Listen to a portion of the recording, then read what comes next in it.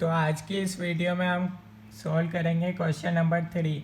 इसमें लिख रखा है H company is considering a new product line to supplement its range of products. It is anticipated that the new product line will involve cash investments of ₹7 lakh at time zero. यानी कि आपको initial investment बता रखा है 7 लाख का है, 10 लाख का है बता रखा है ईयर 1 के अंदर है। After tax cash inflows of ₹250,000 are expected in year 2, 3 lakh in year 3, 3,50,000 in year 4 and 4 lakh each year thereafter through year 10। यानी कि 4 लाख रुपए का फिर चलता जाएगा 10वें साल तक, ठीक है, 10 ईयर तक। Although the product line might be viable even after year 10, the company prefers to be conservative and all calculations at that time।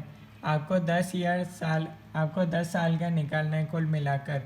पहला पॉइंट आपसे बोला है, if the required rate of return is 15%, compute the net present value of a project, is it acceptable, analyse what would be the case if the required rate of return were 10%।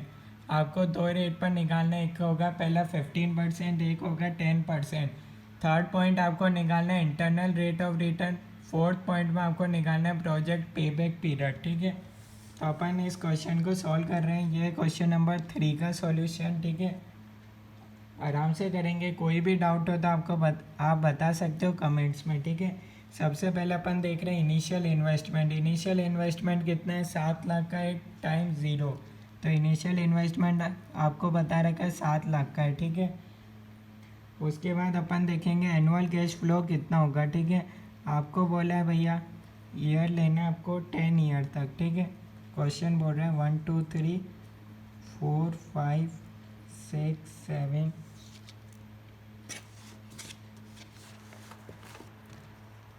8 9 10, ठीक है।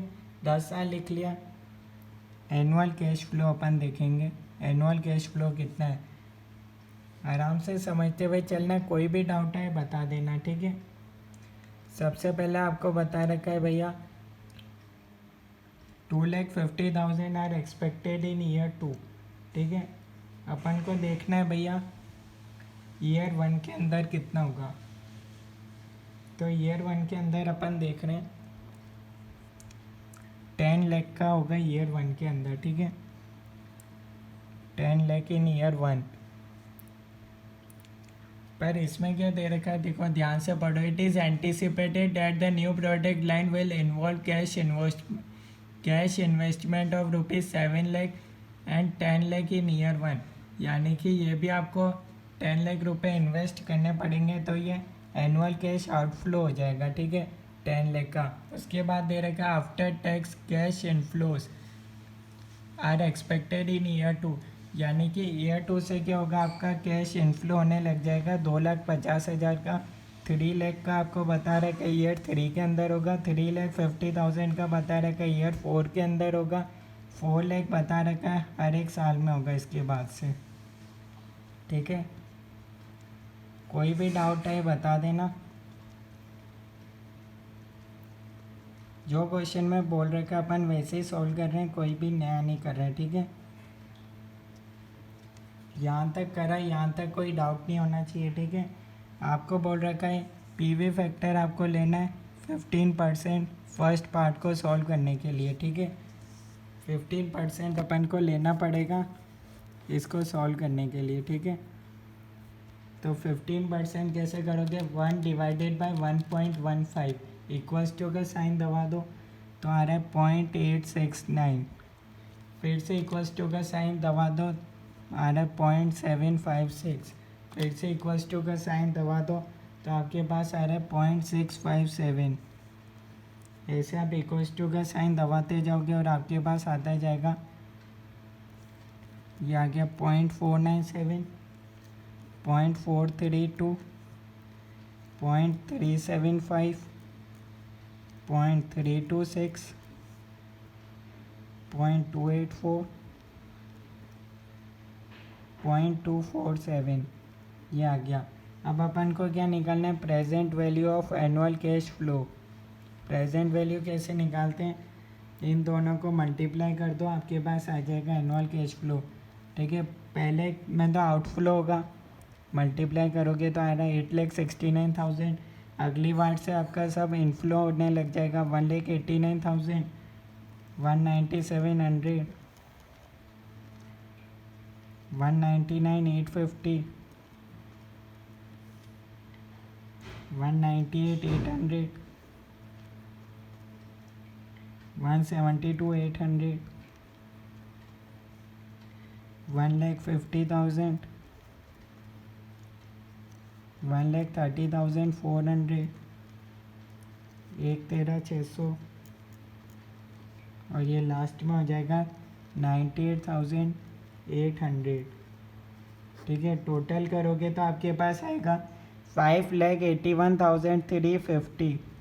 ठीक है, इन सब का आपको total करना पड़ेगा। ठीक है, माइनस कर देना इसमें से इनिशियल इन्वेस्टमेंट यानी कि टाइम जीरो का 7 लाख का। ठीक है, ये आपके पास आ जाएगा एनपीवी। एनपीवी के साथ है present value of annual cash flow minus initial investment. तो ये आपके पास नेगेटिव आ रहा है 1,18,650। ठीक है, नेगेटिव है, नेगेटिव का मतलब क्या होता है, रिजेक्ट कर दो। पॉजिटिव आता है तो एक्सेप्ट कर लो, अगर एनपीवी नेगेटिव आता है तो रिजेक्ट कर दो। ठीक है, तो आपको बोला था भैया एक्सेप्टेबल है, नहीं, रिजेक्ट कर दो।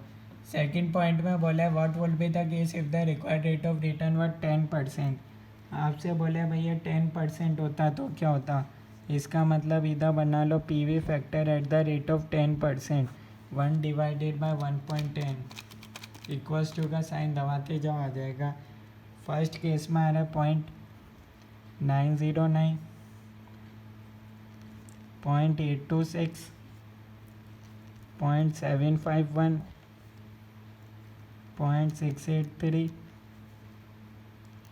0.620, 0.564, 0.513, 0.466, 0.424 और ये आ गया अपने पास 0.385। ठीक है, कंफ्यूज नहीं हो इसलिए लिख दो first year, second year, third year, fourth year, fifth year, sixth year, seventh year का है, एट्थ ईयर का है, नाइन्थ ईयर का है, 10th ईयर का है। ठीक है, ताकि कंफ्यूज नहीं हो, अपन गलत नहीं हो। ठीक है, मल्टीप्लाई कर दो इसको annual cash flow into PV factor.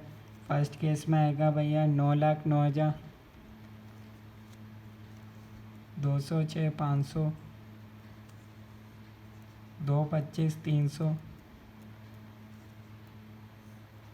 239, 050, 2,48,000, 225, 600, 2,05,200, 186, 400, 169, 600, 1,54,000। ये आप करोगे तो आपके पास आएगा 9,50,650। इसमें से भी इनिशियल इन्वेस्टमेंट माइनस कर दो, 7 लाख का था। यहाँ आपके पास एनपीवी आएगा 2,50,650। ये है आपका एनपीवी और क्योंकि ये पॉजिटिव है इसलिए आप इसको एक्सेप्ट कर सकते हो। What will be the case, भैया आप एक्सेप्ट कर सकते हो। क्यों एक्सेप्ट कर रहे हैं, क्योंकि हमारा एनपीवी पॉजिटिव है। ठीक है, यहाँ तक आपको समझ में आया हो तो बता दो। नेक्स्ट में बोला है भैया इंटरनल रेट ऑफ रिटर्न निकालो। नेक्स्ट केस में अपन निकाल रहे हैं internal rate of return. Formula बता देता हूँ, किसी को पता नहीं होगा। LDR plus present value of annual cash flow at the rate of LDR। Lower discounting date वाली लिखते हैं, माइनस कर देते हैं इनिशियल इन्वेस्टमेंट। यहाँ पर लिखते हैं present value of annual cash flow at the rate of LDR minus present value of annual cash flow at the rate of HDR। ठीक है, इनटू कर दो HDR माइनस LDR। LDR होता है लोअर डिस्काउंटिंग रेट, HDR होता है higher discounting rate. Lower discounting rate कितनी थी 10। Present value of annual cash flow 950 650 minus initial investment 7 lakh का था ईयर 0 वाला, 950 650 माइनस HDR का 581 ये आपके पास आएगा। HDR का आप प्रेजेंट वैल्यू देखोगे तो आपके पास मिलेगा 9,50,650 ये वाला। ये अपन ने लिखा था भैया LDR का, इसमें से अपन माइनस कर देंगे 5,81,350। ठीक है, कोई भी डाउट है तो बता सकते हो। इंटू 15 माइनस 10, इसको आप सॉल्व कर रहे हो तो आपके पास आएगा 10 प्लस, इसको आप सॉल्व करोगे तो आएगा 2,50,650 डिवाइडेड बाय 3,69,300 इंटू 5।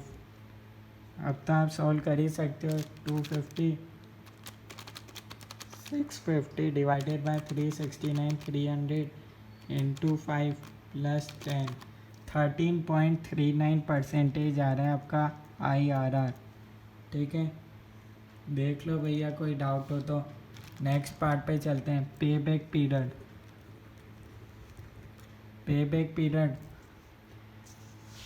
पे बैक पीरियड का मतलब होता है भैया I divided by C, initial investment divided by annual cash flow.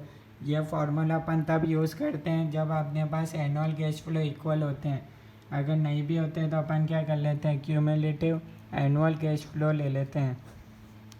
यानी कि यहाँ -10 लाख प्लस 2,50,000 आपको इस तरीके से करना पड़ेगा। तो पहले केस में आएगा -7,50,000, फिर उसमें अपन कर देंगे प्लस 3 लाख, तो ये हो जाएगा 4,50,000 प्लस 3,50,000, यहाँ आ जाएगा -1 लाख प्लस 4 लाख, यहाँ से अपना पॉजिटिव आने लग गया 3 लाख प्लस 4 लाख, ये आ गया भैया 7 लाख।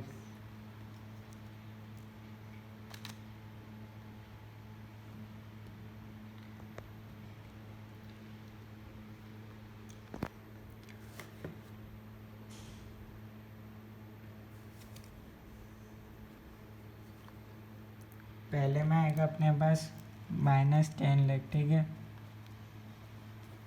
पहला तो अपना -10 लाख ही, उसके बाद से अपन करेंगे, ये हो गया ईयर 1 का, ये हो गया ईयर 2, 3 4 5 6। आप देख सकते हैं ईयर 6 में अपना हो रहा है। ठीक है, थोड़ा ये वाला डिजिट इधर आएगा। ठीक है, तो आप देख सकते हैं अपन ने 7 लाख क्यों लिखा, क्योंकि भैया इनिशियल इन्वेस्टमेंट कितना अपना पे बैक होगा, कितने साल के अंदर अपना इनिशियल इन्वेस्टमेंट का अपन को रिटर्न मिलेगा। तो ये है भैया 6 ईयर्स के अंदर, तो इसका आंसर हो जाएगा 6 ईयर्स।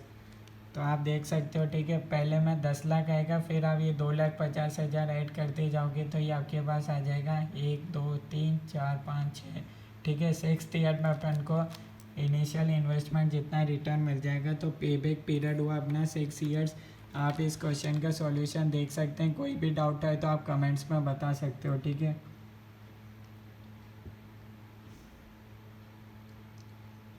जो क्वेश्चन में पूछा था भैया 15% थी रिक्वायर्ड रेट ऑफ रिटर्न। ठीक है, नेक्स्ट पार्ट में पूछा था अगर 10% लेते तो क्या होता, उसके बाद IRR था, उसके बाद था पे बैक पीरियड। ठीक है, ये अपन 15% पर ही निकालेंगे। ठीक है, कोई भी डाउट है तो बता देना। ओके।